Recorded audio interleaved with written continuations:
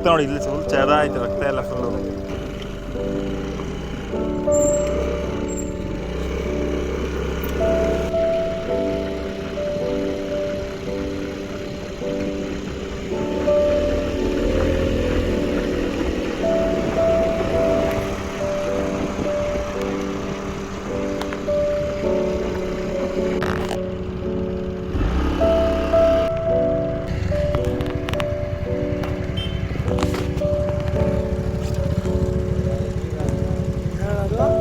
ಕಾಡು ಬೆಕ್ಕು ಅಂತ ನಾನು ಹೇಳ್ತೀನಿ.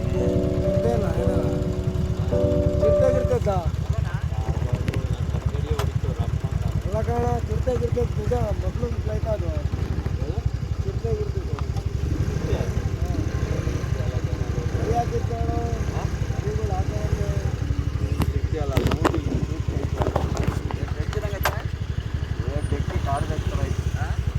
ಕಾಡು ಬೆಕ್ಕು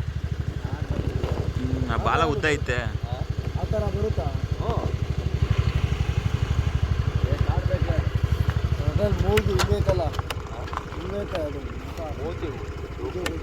ಸ್ವಲ್ಪ ನಿಧಾನಕ್ಕೆ ಬಂದಿದ್ರೆ ಪಾಸ್ ಆಗ್ಬಿಡೋದು, ತಗಲಾಕೊಂಬಿಡ್ತು ಅವ್ರ ಗಾಡಿ.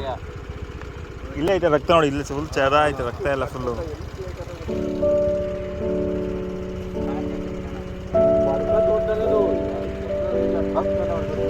ಇಲ್ಲ ಹತ್ತು ಬಿಟ್ಟಿರ್ಬೇಕೇನ ಮೂತಿ, ಕರೆಕ್ಟಾಗಿ ಹತ್ತ ಮೂತಿ ಹತ್ರ ಹತ್ತ ಐತೆ.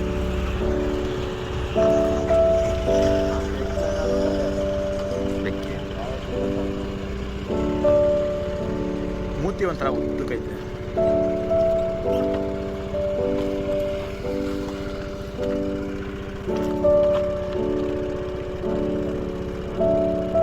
ಬಾಲ ಇಟ್ಕೊಂಡಿದ್ದೆ ಎಳೀನ ನೋಡೋಣ,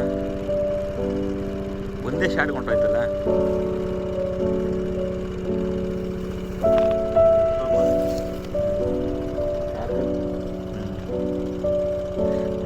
ಶಿರ್ತೆ ಕಲರ್ ಐತೆ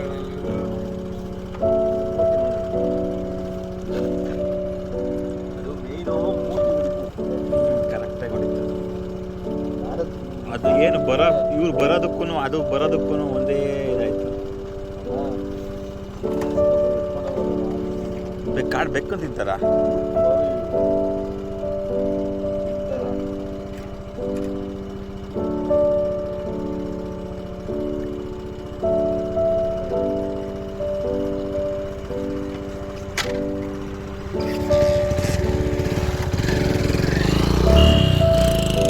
ಬೆಳಗ್ಗೆ ಅಷ್ಟೊತ್ತಿಗೆ ಇರೋಲ್ವೇನೋ ಹಂಗಾರೆ. ನಾಯಿಗಳು ಹಿಂದಾಕ್ಬಿಡ್ತಾವೇನಪ್ಪ.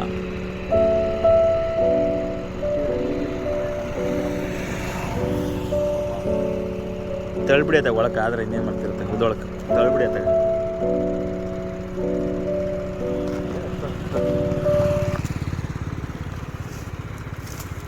ಅಷ್ಟೇ, ಇನ್ನೇನು ಮಾಡೋಕ್ಕಾಗ್ತದೆ. ಅದ್ರದ್ದು ಟೈಮ್.